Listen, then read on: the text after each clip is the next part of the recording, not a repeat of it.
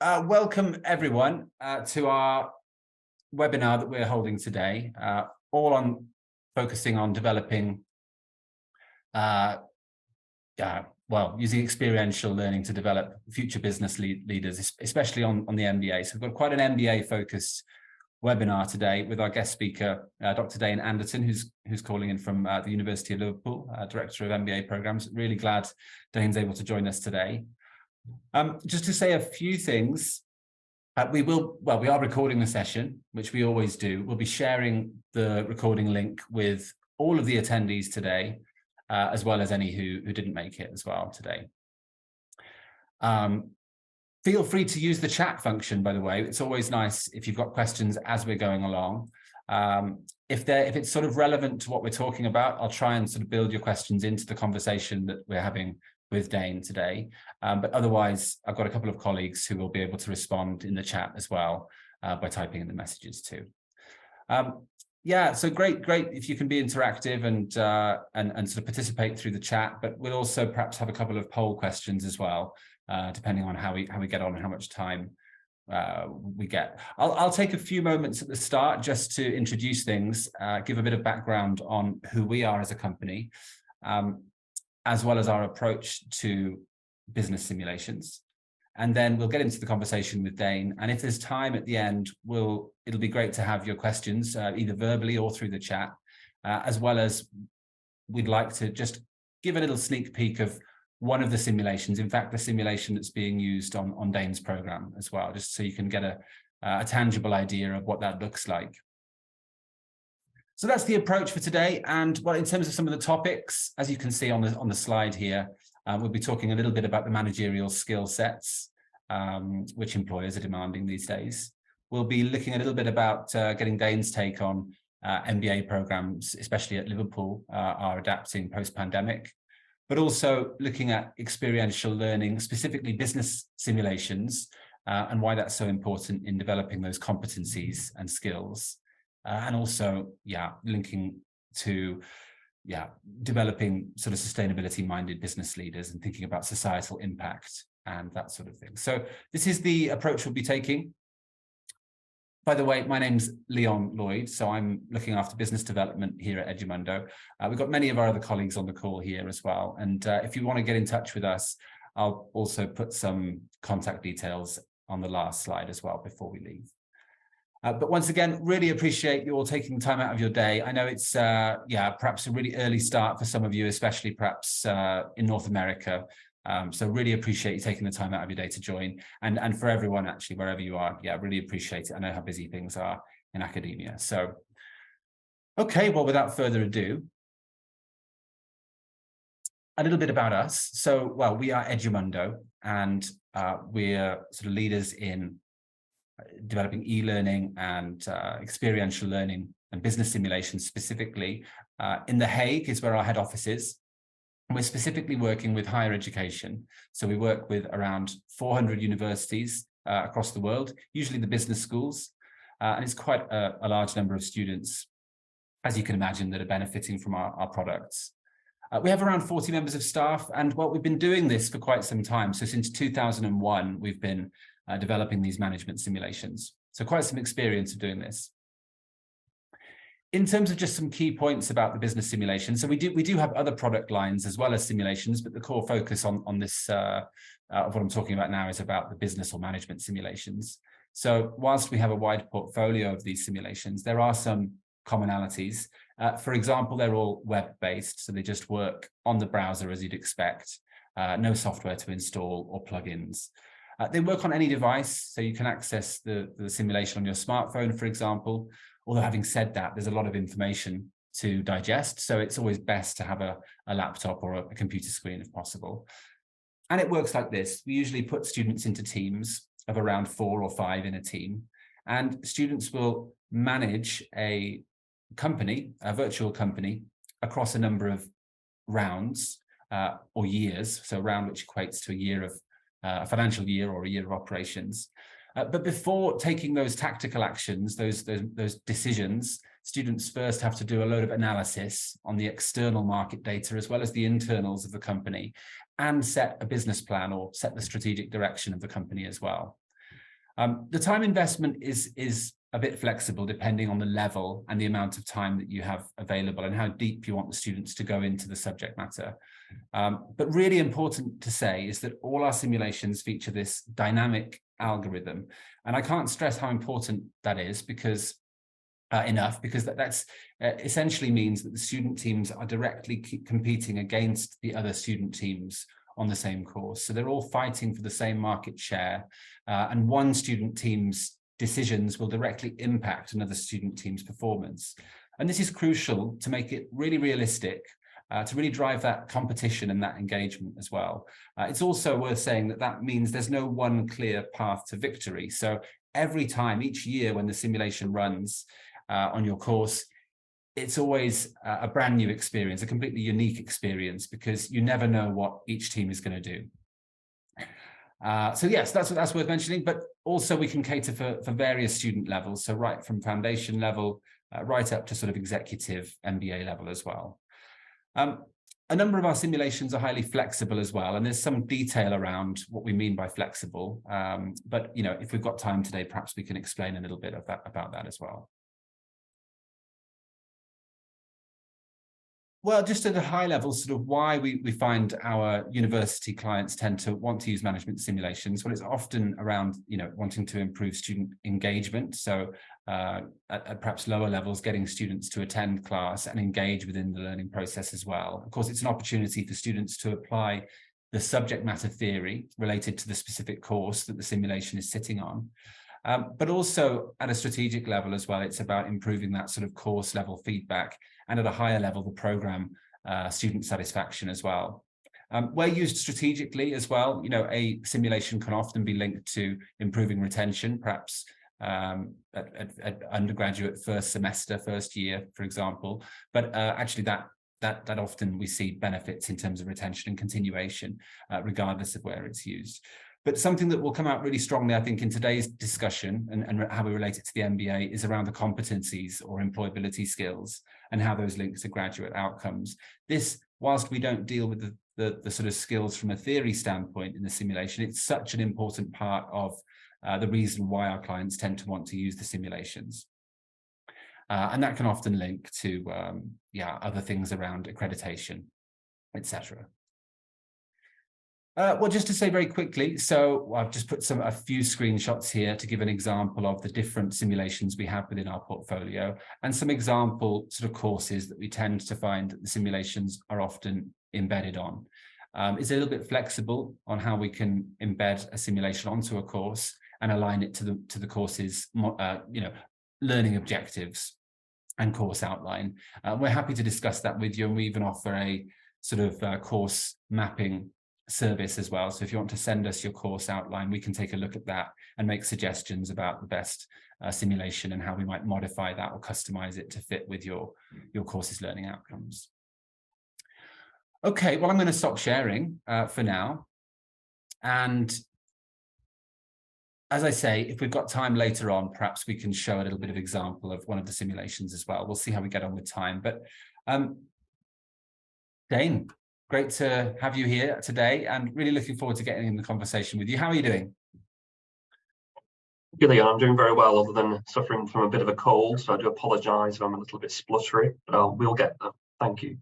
Yeah, no worries. And I think, well, it's been going around lately. I think everyone's been getting a bit of it. So yeah, hopefully you're doing okay. But yeah, well, perhaps it might be a useful start just to maybe give the audience a little bit of an overview on your role, I suppose, and what's happening at Liverpool, and perhaps how you use the simulation perhaps as well.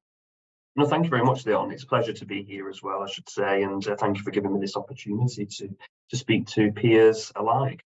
So yes, my role at the University of Liverpool is director of our MBA portfolio programs, and we have a number of MBAs that we offer. The first one and the flagship being the Liverpool MBA, our kind of core MBA program. But we also offer an industry-specific football industry MBA, and also we have a global online programs as well, which are online part-time MBA.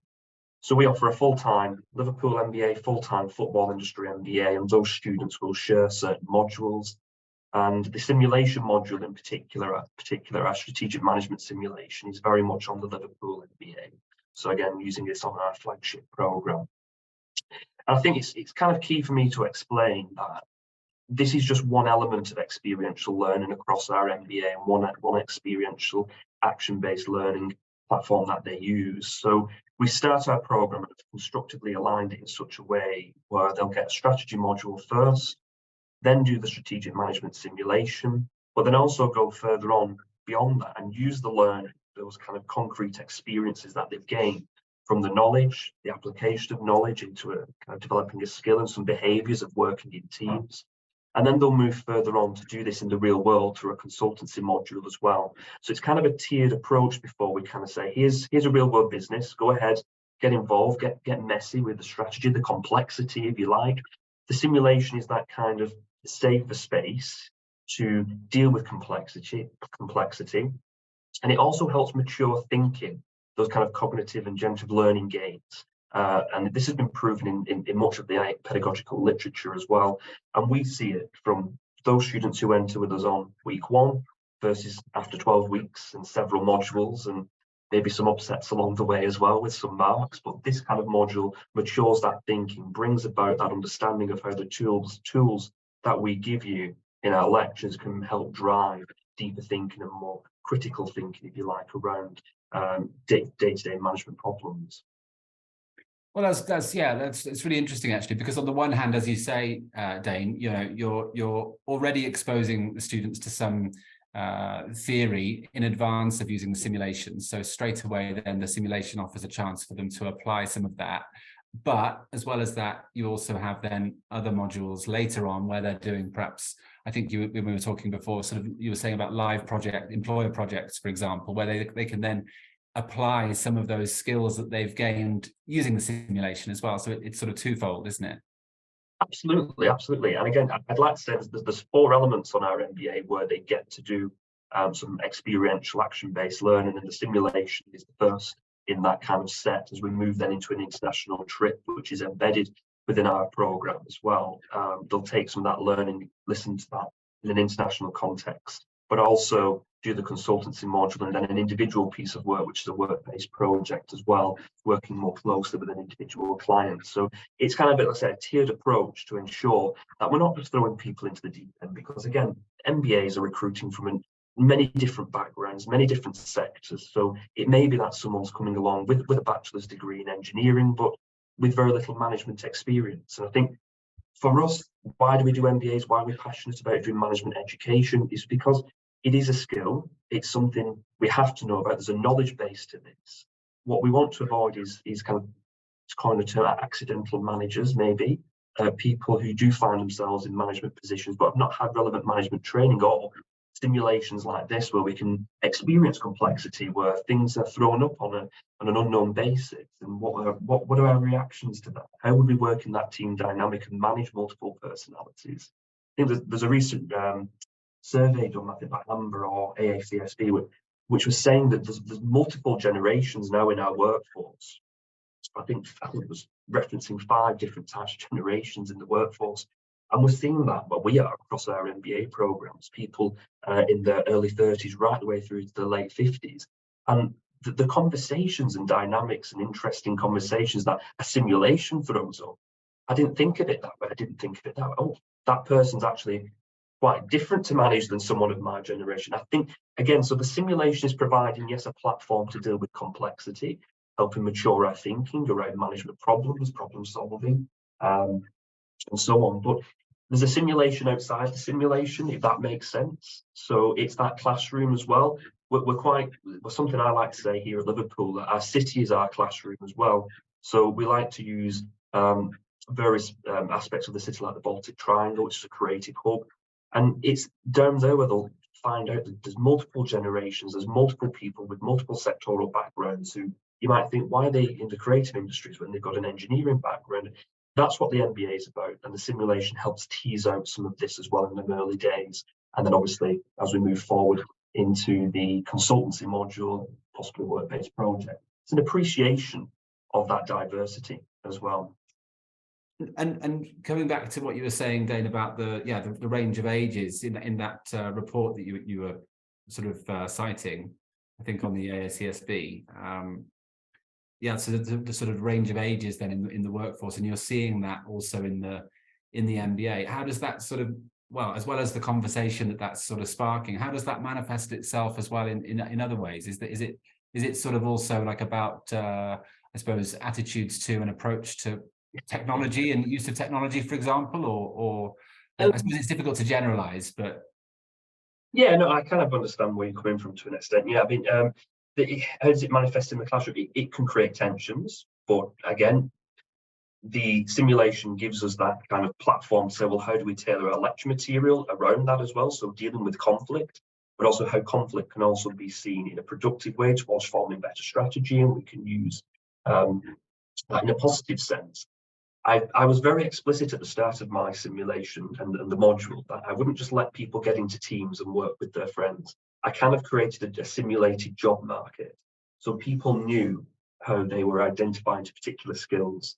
So I think in the simulation that we use, the sneakers simulation, broadly speaking, you'd need about 5 roles. You could work with 4 people, but broadly there were 5 roles. A CEO, so possibly a strong-minded person who likes to grab the reins. An operations director who can oversee kind of the procurement and your suppliers, and so on. But a finance director as well, because the numbers matter. A HR director, because again, we've got to think of our workforce. And I think in my simulation, I put in quite a number of strike days as well to kind of replicate some of the UK context that's happening at the moment. But also marketing, because it's important to kind of take stock of some particular trends that Edu Mundo kind of produce through their news outlets and so on. So in that kind of way, it stops people getting into teams with friends, but simulates that realistic, kind of quasi-realistic job market where people have identified particular skills. This is the role they actually want. So it helps ease some of the tensions, but understand the team dynamics that exist around them. So I do some basic lecture materials around possibly thinking about Belbin's team roles. I've done Tuckman's for the stages of formation, taking that further as well as with the critique of these particular theories. But it helps us structure and kind of help the students, if you like, manage potential issues by just working with friends or not really understanding what the simulation requires. It's very easy to just say, this is a great simulation that deals with everything. I'm just going to sit back as a lecturer and just sit and look at the dashboard and kind of see what's happening and let it play out. For me, that's 50% of it. The other 50% is what we do and what we build around that in the classroom as well. Yeah, well, yeah, that's a good point. I mean, because of course the simulation is great for promoting self-directed learning, of course, and peer-assisted learning. But as you say, it's also nice to have the role as the facilitator to build in other things and sort of have an important role to facilitate the sort of wider learning opportunity for all those involved. I was specifically interested in what you just said about the different roles though that the students take, because perhaps it's useful for our audience, perhaps who aren't so familiar with our simulations, just to explain that, so the students are able to take a different role in the simulation, and as Dane's just highlighted, sort of some of those roles. And that's also quite nice because when it comes to doing their assessment as well, they can sort of do their assessment from their individual assessment from the perspective of the role that they took as well, which is quite nice. But Dane, you're also, as well as being the MBA director, you're also leading and teaching on the module where they use the simulation as well, isn't it? So you're sort of coming at it from sort of both angles. And it's also, as well as the on-campus MBA, it's also being used on the online distance learning MBA as well, right? So are you seeing any differences in terms of the approach, in terms of how, I suppose, well, both how you use the simulation for the online versus the on-campus, but also perhaps more generally in terms of the skill sets, perhaps, which are being developed on the online versus the on-campus MBA? No, absolutely. But I think what we've tried to do with our online and our campus-based MBAs is try to get as much alignment as possible from a curriculum perspective. So in terms of the knowledge that we are disseminating and trying to teach through those modules and the skills development behaviours that we want students to exit, we're trying to keep those the same. But absolutely, you have to recognise teaching in an online environment is completely different to teaching this in a classroom. But obviously, students have chosen that particular pathway for a reason, for the flexibility it affords them. It could be, being crude, it could be financial restrictions upon them as well, and travel, whereby they've chosen to do a purely online MBA. So in terms of how we structure that, again, we do the simulated job market, getting into roles, we allow for more discussion boards. We have to be far more flexible upon which around the timings upon which they finish one of the rounds a year. I think on the campus space, we give around 2 days, 48 hours per round to complete. Considering part-time students online, we usually give around 72 hours to kind of complete those rounds. But again, because the simulation, to see your long-term kind of investments pay off, or see whether they pay off or not, 8 rounds is kind of what I've been working on in the design of both modules. So take a step back, I have designed both for our online and our campus, so to try and ensure that they are the same. But I think ultimately you want people to go away with the same knowledge and skills, but obviously recognising we've got to be much more flexible in terms of how we teach this. We embed Zoom within our online provision, so people can set up Zoom calls. I think the beauty of the simulation as well is multiple people can go in at the same time, but it doesn't just require one person to do everything. So someone can go in, and as long as you all have your goal setting and strategy setting meeting at the start, you can go in individually and sort out your HR, sort out your finances, and so on, and ensure that there is that consistency throughout. So we've used discussion boards, embedded Zoom calls within our online MBA as well. So hopefully that does kind of keep things consistent and keep that golden thread throughout. But again, participation is key. If you don't participate, the group dynamic fails. That in itself is a learning experience. So the ranking and the outcome of the simulation has no impact on the academic assessment, as long as they can demonstrate learning and the outcomes from what's happened. I've had one group this time who didn't realise till the 5th round, so 5 years in, they're a little bit stuck in the middle with their strategy, as Porter would say. And they had to completely try and wipe everything clean and start again. But that should make for a really good individual reflective assignment. So again, you've got a concrete experience there. You've observed something, you've realised your decision-making processes were at fault. They weren't one of your key capabilities. You're able to kind of bring something from that and put a learning and an action log together from that as well, and probably take that whole thing into your next experiential learning. Hopefully don't repeat that with a real world client, start guiding them the wrong way, and then after 5 weeks realise, oh yeah, something's clicked for me. So again, it's a really good environment for people to recognise that and take these skills forward and learn from them. But ultimately for me, it's about the outcomes and the learning of the student, not how well they scored, how quickly turned the company around, or they're at number 1 all the way through, largest market share and revenue. That's good, yeah, we recognise that. But it's also about, do they know why? Because I've had a team in the past who were clicking the right buttons, but didn't really know why it was working out the way it was. Well, they lasted about, I think, 3 years in the simulation before they realised clicking buttons actually needs some thought behind. But it's different. Each group's different every year. Every time I run this simulation, and I've used other simulations as well. But ultimately, it's, do the students understand the tools and concepts, the frameworks that we go into this with? Is it those that are guiding their thinking, or instead are we operating and doing and trying to attach something on the back of it, which then is a little bit harder? And I think some of my students have realised that this time I need to come at it a different way. And the good thing about the simulation, you do make reference to some of the kind of core management concepts as well. So it's not kind of giving them something alien. Hopefully, providing your curriculum is constructively aligned in a way where they can this background as well.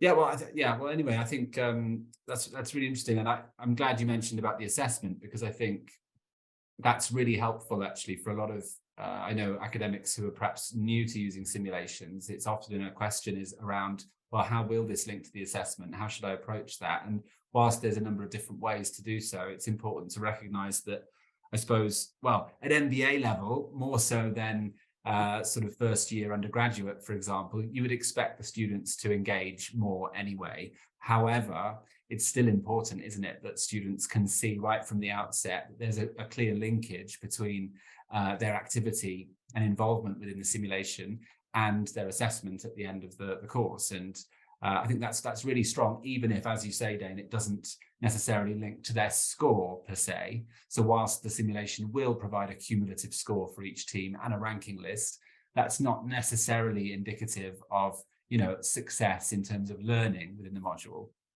Absolutely. I think that's where expectations management right at the beginning and making sure what's happening in the simulation is kind of supported by your classroom activity is absolutely key, because it could be the case that because they see this experiential, especially if it's running at other levels in the university as well, but MBA, you do get a better buy-in.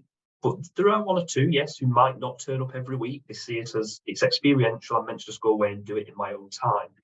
We need that hook, and to kind of be really explicit from the start that however well you do in the simulation does not guarantee you a distinction or a merit or potentially a pass. It's about the learning experience. This is a platform from which we get learning from. For sure. Yeah, no, absolutely. Well, before we go on to talk a little bit about how MBA programs are adapting post-pandemic, I thought it might just be nice, just to involve the audience a little bit here, is to put up a poll question, which I think my colleague will launch on Zoom, just to basically describe the current situation, whether or not your school is currently offering a generalist MBA, either full-time or part-time, a distance learning or online MBA, executive or a specialist MBA, or a mixture of all of them. It might just be nice to see the responses here. My guessing is, it might be a mixture of all of these. If you have a sort of more specific teaching role, feel free to answer this from the perspective of which one specifically you're sort of involved in or teaching on. But otherwise, if it's a more sort of wider role you have, it's nice to see, of course. And Dane, you also mentioned already, I think, that you have some quite specialist ones, don't you, at Liverpool? So football industries and So we have industry-specific ones. We have our football industry MBA, again, sharing some of the core modules with the standard MBA or Liverpool MBA, but doing more specific ones rather than doing general managerial economics. They'll do that in regards to the football industry. We also run a thoroughbred horse racing MBA as well, which is in conjunction with the British Horse Racing Foundation and several other industry bodies as well. That was designed with industry, as is our employer advisory forum, which advises the football industry on the Liverpool MBA as well. Yeah. Okay. All right. Well, I think it's clear that the majority have a mixture of all of these, which perhaps is to be expected. Okay, well, thank you for participating in that question. What I will do is now I will just stop sharing, and maybe we can sort of move the conversation on a little bit, Dane, towards things that, or maybe any learnings that have happened as a result of what happened during the pandemic. I know that, of course, it was a bit of a of course, in academia generally, everyone was sort of scrambling around trying to respond as best they could. But have there been things that permanently have kind of changed now as a result of the pandemic, or is it a little bit of back to normal? If you have already having a distance learning MBA, perhaps that didn't need too much change, but certainly for the on-campus one, that was going to be a bit different, certainly for the students at the time. Absolutely, yeah. In the UK in particular, we experienced several lockdowns, and during one of those, during the period of lockdowns, Liverpool was subject to an even tighter lockdown, which really affected our delivery. I think during this time there were lots of talk of pivoting and how quickly people were pivoting and the learning from that pivot. But I think again, in regards to MBAs, it's a mixed bag. I've read a number of reports from ACSB, Amber, and again just general networking and what's people's perceptions. And I think it's definitely mixed in terms of what. Shall we keep the online? Was it good? Was it bad? There's a very mixed picture depending on your own perspective. Some saw online as much more inferior. Some of our students saw that as much more inferior as well. Academics saw it inferior, but others complemented it. I think it was we had what we had at the time. But what have we learned from that in terms of our Liverpool MBA? I think the integration of Microsoft Teams into our virtual learning environment, which is Canvas, has been really, really good. We've been able to set up Teams group work activities via Microsoft Teams and enable much better communication between our students. I don't know whether that's a positive myself, because I get a number of Teams messages now every week, but it kind of stops the emails to an extent. I can at least see the individual conversation with particular students. But yeah, it's a difficult one.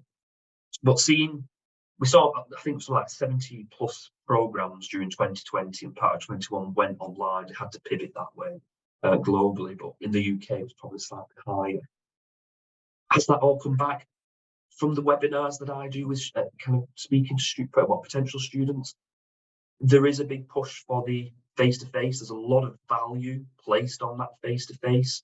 We have a leadership development program which kind of runs around our MBA, if you like, which is about supplementing those skills and behaviours. So whilst you're getting knowledge through the lectures, seminars, workshops, guest lecturers, and so on, there's that other element of how do we develop the skills? How do we take that and do something with it? How do then I develop my behaviours through effective coaching, maybe your psychometrics that you might embed on the MBA?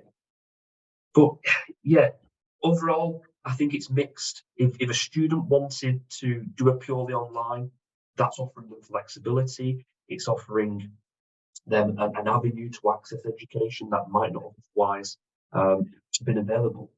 But face-to-face, those who want that are coming getting it. And we've seen that in this year in particular. There's been a much bigger demand from international cohorts and international applicants after that experience. So I personally love being in the classroom. I think that's where I connect with people. That's where I think I can help with the translation of what does this big, complex, holy trinity theory actually mean? What does it mean in reality? How do we get it out the ivory tower? How do we start working with it? And what I want back from the students is, well, you're practitioners. Tell me where it doesn't work, where I'm talking nonsense theoretically. And again, simulation is a really good way of kind of teasing some of these things out. So I think we've seen a good upskilling in terms of digital skills, using of Zoom. We can do this much more often.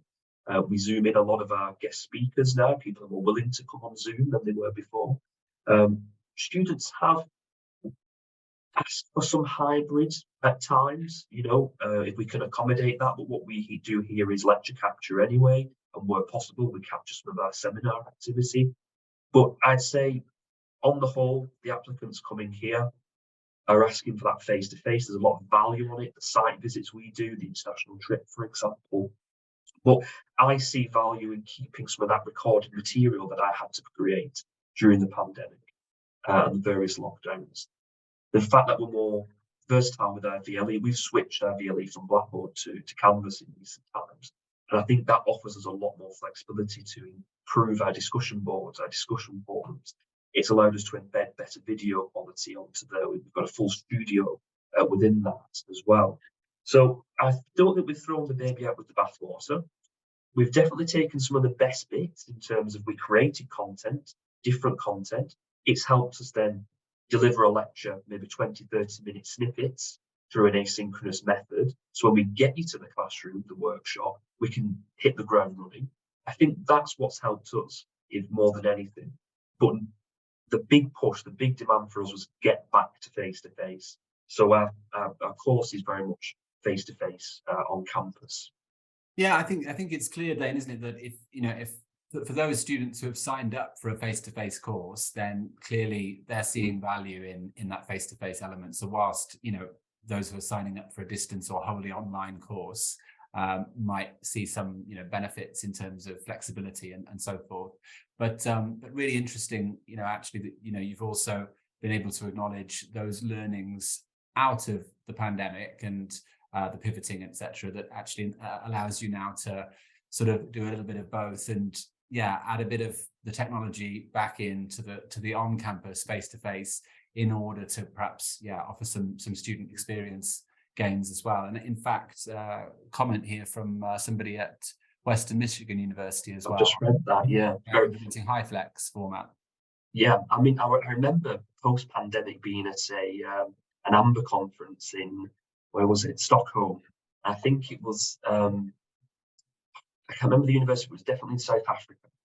And they'd invested heavily and again, it was a knowledge sharing. I'm not telling any trade secrets, but it was at an open forum and shared with peers. But yeah, they'd invest heavily in this kind of hybrid model because they recognised, people couldn't all travel to Africa, but yet they were serving the African continent, if that makes sense. And I think possibly that's where I'm seeing it in the private sector, in particular. We've done a bit of consultancy work here and there, being able to kind of be in hybridized rooms with cameras zooming in on various different people. I think for me, it's something that we've not done particularly at Liverpool, but it's definitely something we need to be considering if we're to have that broader reach. There's potential to develop different pathways through this kind of hybrid flex, hybridized classroom, if you like. And I think one of my biggest learning, one of the things I wanted to kind of educate my peers with during the pandemic, we a lot of people were interchanging blended with hybrid. And to me, there's a distinction between the two. I think we're operating a blended classroom at the moment where we have our VLE, we host some videos, but predominantly we're driving that classroom material. We might have some online discussions to kind of take some of the heat out of the classroom and drive that those questions through those.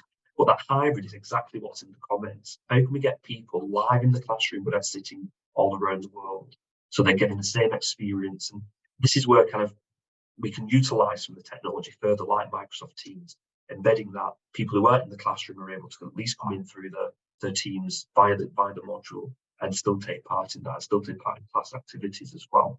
Yeah, absolutely. Or, even virtual reality, perhaps, on the horizon in terms of making things even more immersive, right? Well, I can tell you another story about that as well. If you like, another AMBA conference where they managed to get a hologram into the conference. So people might have been there, but it delayed the start of the session at the time because of technical issues. So I think we got what we all know through the various lockdowns and the switch, the pivot. Technology is great.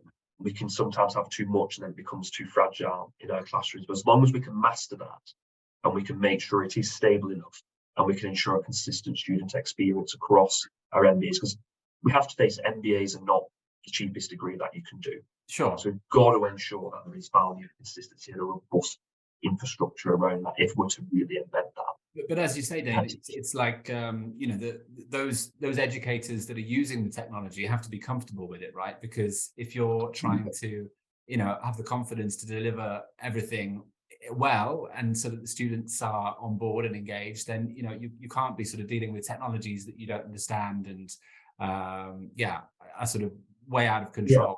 Yeah. It's and actually in terms of the simulations, so whilst we see that the simulations work equally well on campus and online, so both can be used just as well. Of course, both require some thought as well around them. And actually coming back to your point about sort of the learnings around, I think the extended abilities in terms of technologies out of the pandemic, I'm wondering actually that's also interesting to link back to the skill sets as well and the competencies in terms of how that links to the real world of work as well, right? Oh, absolutely. People know how to use Teams better than I do at the minute, because they're coming from a background with managerial experience where this has become using what's the project management tool now, its name, but they've used far more kind of piece of software than possibly I have. So they're very adept at using some of this technology now, but it's absolutely a skill that people are going to be looking for, that digital literacy. There's a big assumption at the moment that the Generation Z that's coming through our younger generation are all digitally adept. They're not, to an extent. Sometimes they're very social media adept, not digitally adept in terms of being able to use kind of the software, the systems that we might use as well. But just going back to your previous point as well, I published a book chapter on something that you mentioned about having the expertise in the classroom as well. Is a technology acceptance model to kind of post-92 UK university to kind of survey and a number of academic staff and their acceptance of technology. And obviously there were a number of parameters put in there, and I'm happy to share the paper with anyone who wants it. But yeah, as people progressed in their careers, they were less likely to use technologies, what I found. But there were the odd exceptions. I think that obviously needs to be a much bigger study done across the board with that. But I can firmly say this simulation did not challenge me. I think the dashboard and the way in which your instruction manuals are kind of laid out, it's very easy to understand and get what I need in terms of an overview of the student progress and so on from this. Oh, well, good to hear. Yeah, absolutely. Yeah. And but no, I mean, yeah, well, I think just in terms of linking that back to these skill sets and the new way of working as well. And there's some comments as well in the chat about this as well, about, this is kind of like normal day-to-day sort of ways of working, isn't it now? Like if our future graduates that we're teaching are now going to take jobs with employers, then there'll be some expectation probably that there's going to be some managing remote teams, Absolutely. for example, and dealing with people in different time zones. Like at Edu Mundo, I've colleagues in the Middle East, in the US, in Australia, and in Europe, and we're every day we're meeting online, and we're having to use shared spreadsheets. It's stuff which has just become commonplace to us, but without exposing students to that as well, then they won't be prepared, of course, for what's expected. No, absolutely. It's absolutely, and it's how now we're working across multiple cultures, across borders. And we're working with teams who, again, going back to the first point around the 5 generations in the workforce as well. The MS teams that we use, it's not just allowing them to kind of increase their digital skills; it's increasing their analytical skills, dealing with some complexity as well, how they work through complexity with that. But absolutely, yeah, it's something that's sought after. It's cutting down your air travel, isn't it? It's cutting it down, speeding up our communication, which is part of being more ethically aware and sustainability aware. The ESG agenda that we're all facing now. So different ways of working, embedding that flexibility, all of which are modern demands on society. Well, the return to the office has that really, depending which city you go to, it depends on what's happened. Some people are trying to offload office sites, some people are snapping the space up. It's different everywhere you go, but absolutely, it's speeding up our communication. It's making sure we can be more flexible and adaptable to different generations as well.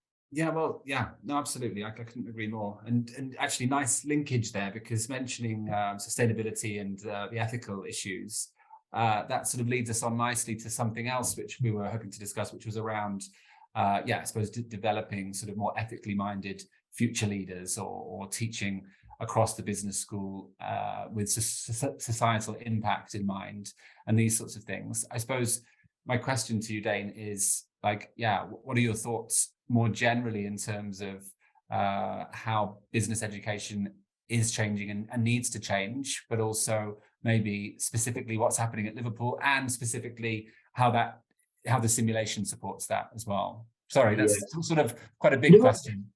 It's a big question.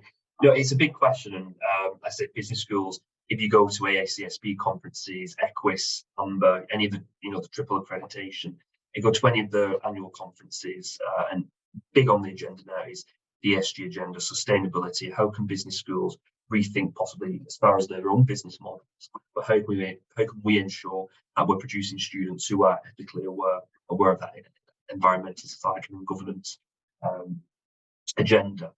And it's a big one. It's a big one. This simulation embeds the UN SDGs into the program, the algorithm. But even within our classroom, I've used the United Nations Sustainable Development Goal frameworks as well, which are publicly available, to help business translate what does that mean for my business, and how might I have an impact using those UN SDGs. But it also links back to my previous module saying about constructive alignment. What is value and how we perceive value, the kind of value paradox that we've got to unpick, and the theories around growing the pie, shared value, and so on, and more effective stakeholder governance around that. But absolutely, I think the last Amber conference I remember where it was now. It was in Portugal. It was in Lisbon this year. I think Paul Pullman zoomed in and was extremely explicit and more or less told some of us off. You need to make sure your business curriculum, your management education is going towards this more sustainable agenda. Profit isn't a dirty word. We have to make profit to fulfill our purpose, but our purpose can be much more responsible. There's been some I exposed my students as well to the recent work by the British Academy on more purposeful business, for example. And again, it helps them think around some of the themes we see inside some of your simulations. And I know through other conversations, you have an international business one which challenges ethical decision making as well. So there are opportunities, again, before we go out there and do it in the real world with a real live business. Let's simulate it. Let's make sure we give the prior knowledge. We give the foundational knowledge, but we also have a simulation where we can test that out and then challenge it where it needs challenging as well. So yeah, the push is coming from your accrediting bodies. It's coming from within the university itself. I think we've just launched our sustainability strategy for the entire university. We've also just set up a Centre for Sustainable Business at the University of Liverpool Management School. But I think one thing I brought to the MBA before we set any of that up, I was very determined 2 years ago to come in and ensure that strategy is not just taught from the very competitive advantage perspective, but make sure we embed some of these different notions of what we perceive as value, but also ensure things like the simulation have a sustainable element to them. And we've gone further than that and removed a module and replaced it with a corporate governance and sustainability module as well, coming into play in 2023.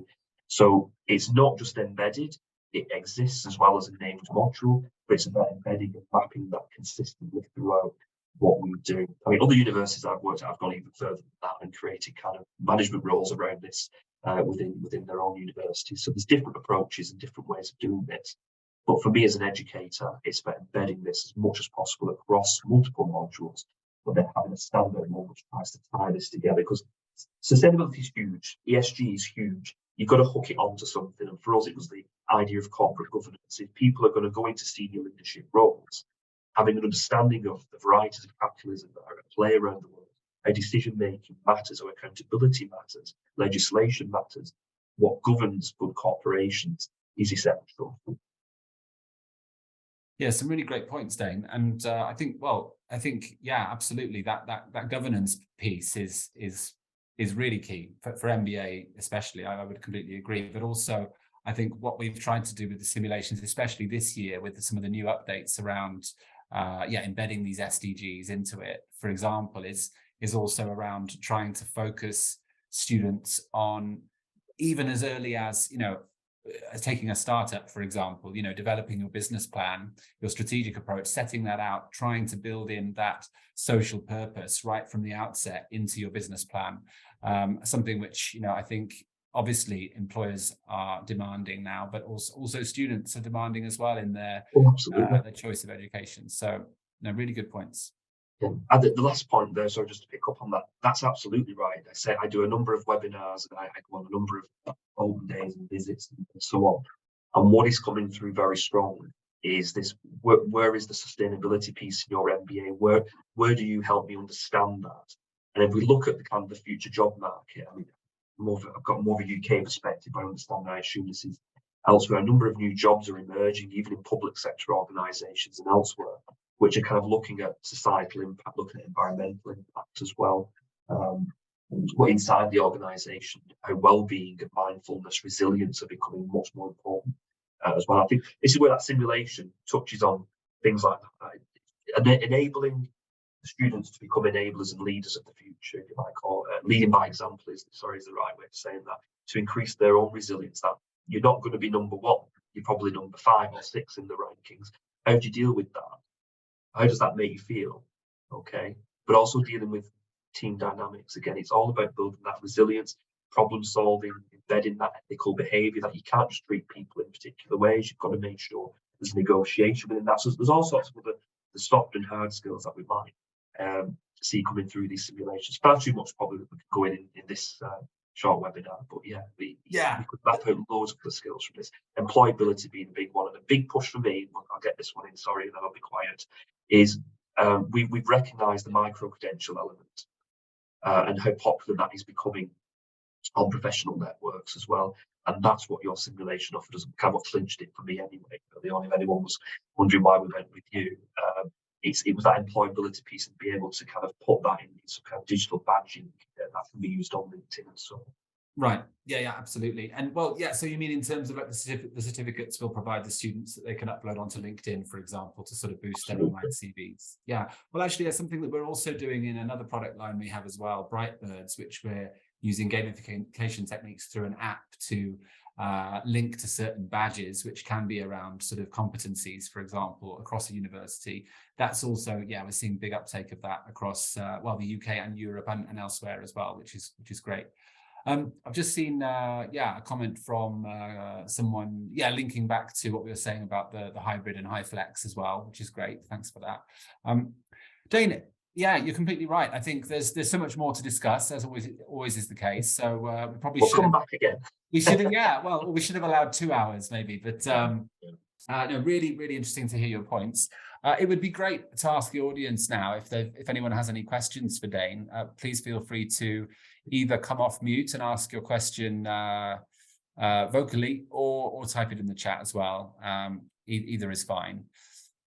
But I think there's so much more to discuss around this, Dane. But I'm really, really glad you could spend some time with us today to go through this.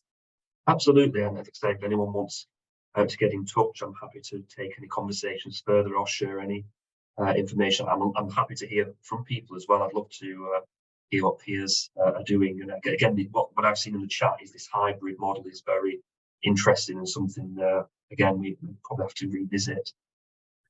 Yeah, okay. Well, maybe we can invite you back for a part 2. I might not be the expert on that, or a perceived expert on that one. But I'd be interested to hear if colleagues and peers on the call have got a lot of experience in that. So I had my example back in 2017 with South Africa, and it was something that pricked up my ears. But again, it depends on the variety and variation of MBA, because as we know, we've got full-time, part-time, we've got exec MBAs and so on. We have a DBA program here as well, Doctor of Business Administration, which is a natural progression. Sure. Absolutely, good discussion. Well, are you happy, for example, for people to connect and reach out on LinkedIn? Absolutely, yes, I'd love to hear more. Yeah. Okay, all right. Well, maybe we'll be part of the panel next time. Hybrid and classroom, see what the differences are. Sounds like a good one for sure.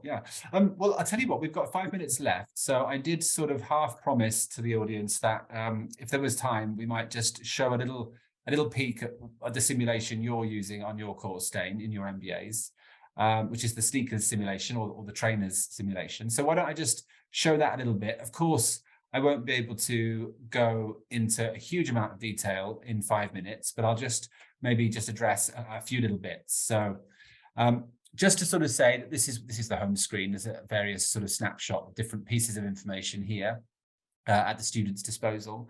It's all available elsewhere in the simulation as well. But it sort of starts off that we ask the students to kind of do a rebrand of their company to give them a sense of ownership of it. They can rename their company and give it a slogan and even create a logo here as well.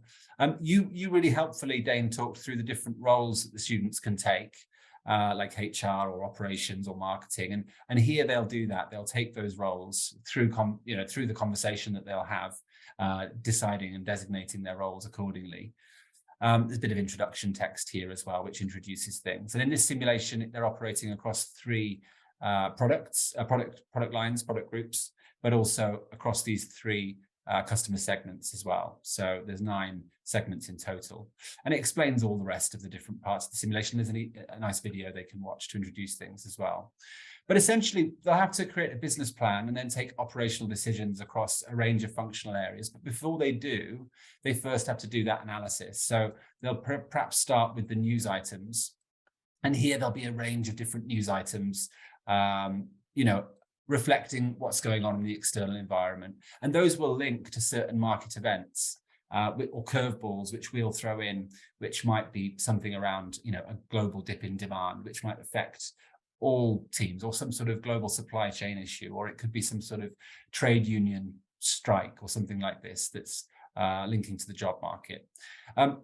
So we can give you a say, of course, on how we set that up and how that links to the certain weekly theoretical topics you're delivering. They'll have to do their internal analysis as well on the staff and the workload and motivation levels and education levels of their staff as well as looking at the sales and inventory as well. So what the demand was like, what they've sold, what the percentage of declined sales and what they've purchased and what's left in stock. And they can view that in a different way as well. And they can even copy this data out and paste it into a sort of spreadsheet to do averages and things, of course. But they'll have to analyze the the financial documents as well to see what cash they've got to play with and how profitable their company is and what they're spending on different projects.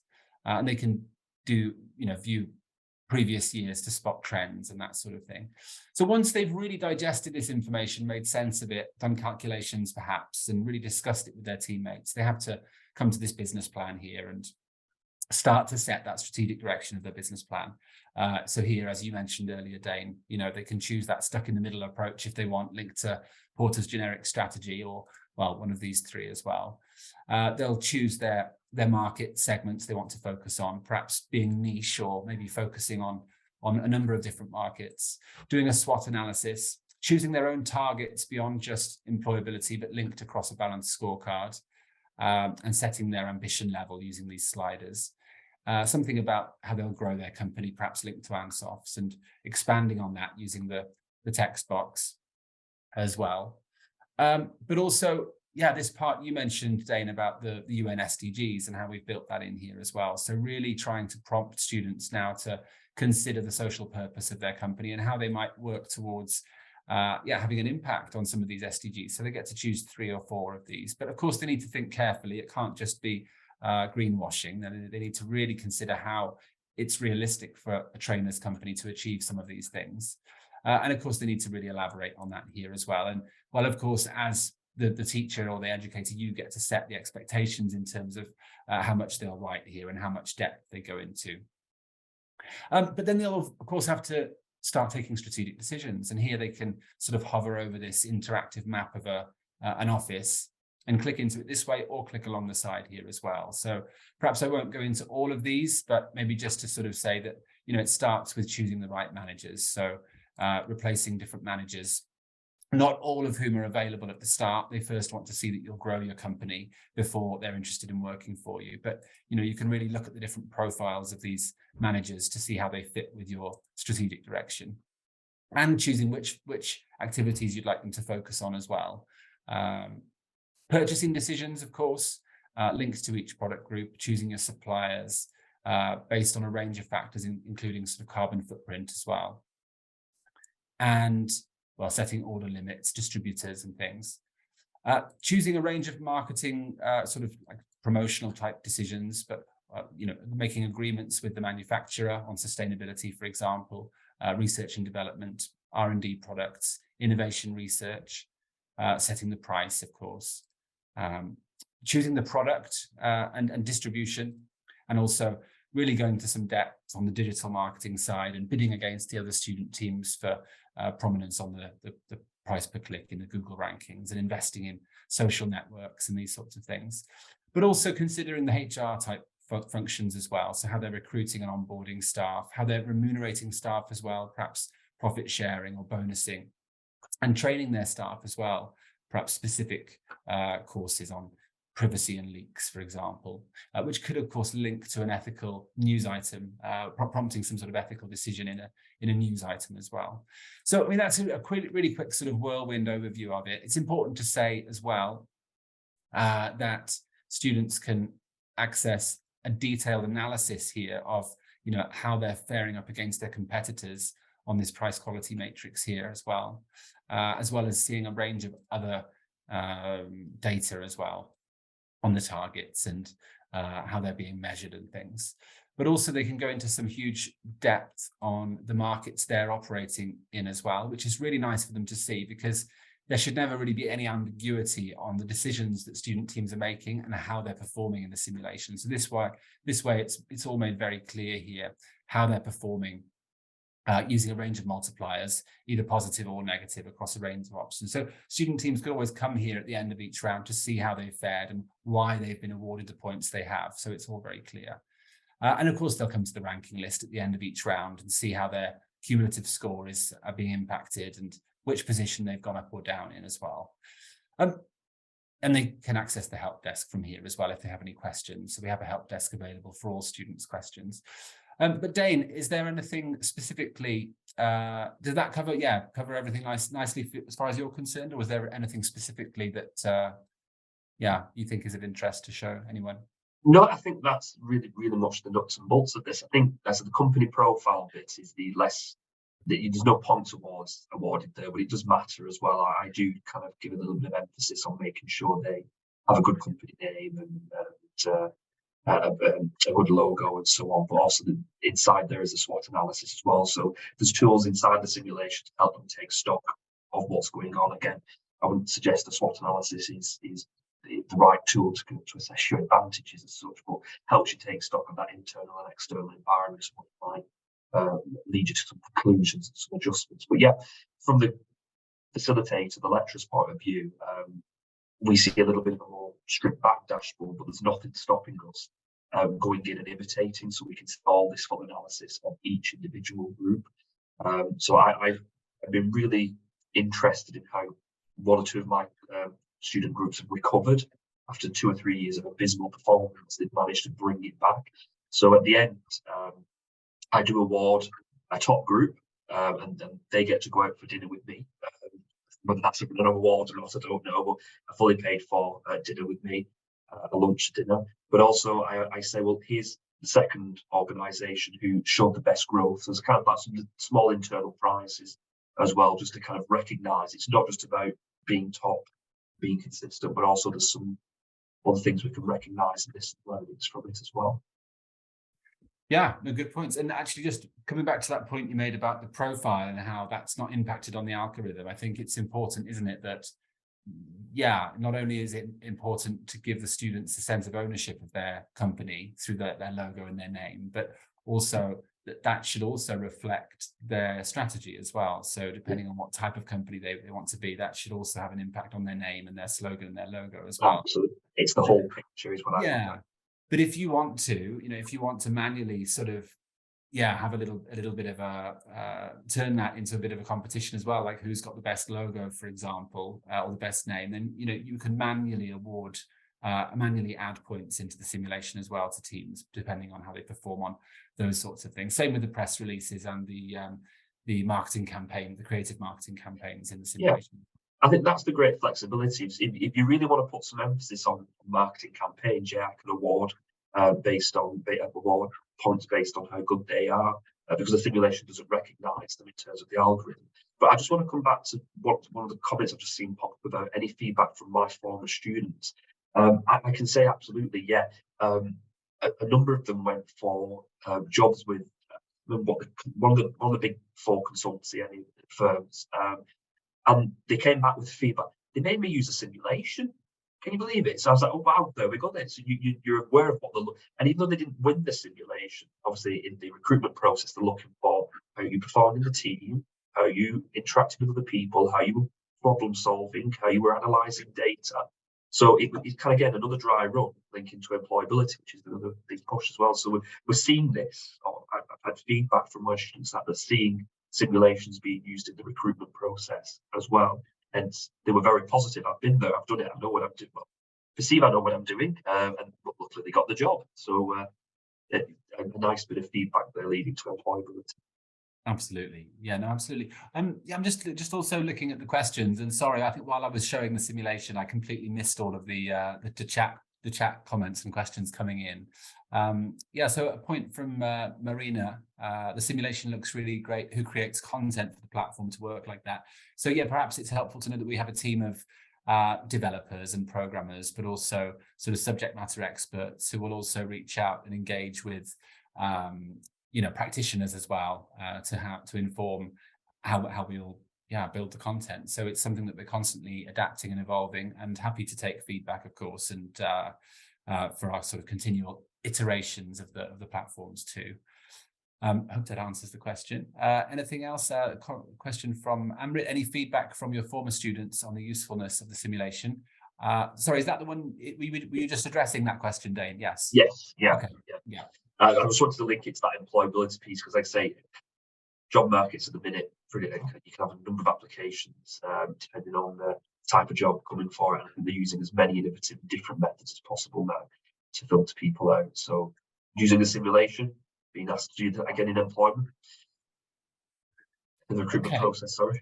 Yeah, well, that's really great. I think it's been really great talking to you, Dane. And yeah, once again, thank you so much for giving up your time to come and talk to us today. I know how busy you are, and I know you're looking forward to the Christmas break as well. Yes. And yeah, you've even joined today with quite a cold or flu. So I appreciate you even more for still joining.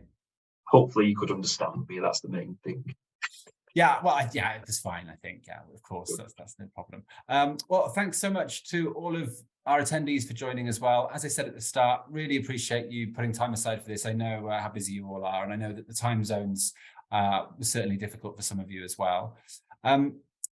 What I'll just do before we sort of sign off is just share this last slide here, just to sort of give our contact details here as well. If you've got any questions afterwards, feel free to get in touch, or if you'd like to find out a little bit more about the possibilities of using simulations on your courses within your MBAs, for example, feel free to go to our website and you can get in contact that way. I know, Dane, you've put your LinkedIn address, LinkedIn profile in the chat as well, so feel free to reach out to Dane there too. Okay, well, webinar is over. Thanks everyone for coming, and hopefully see you in the new year for our next ones. I'm sure we'll have one in late January, if not early February.